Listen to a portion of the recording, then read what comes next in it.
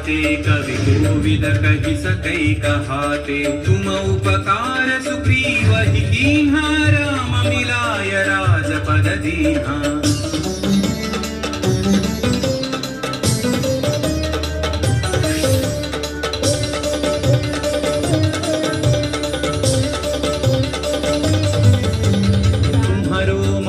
विभीषण माना लंकेश्वर भय सब जग जाना युग सहस्र योजन पर भानु लील्योता ही मधुर फल जानु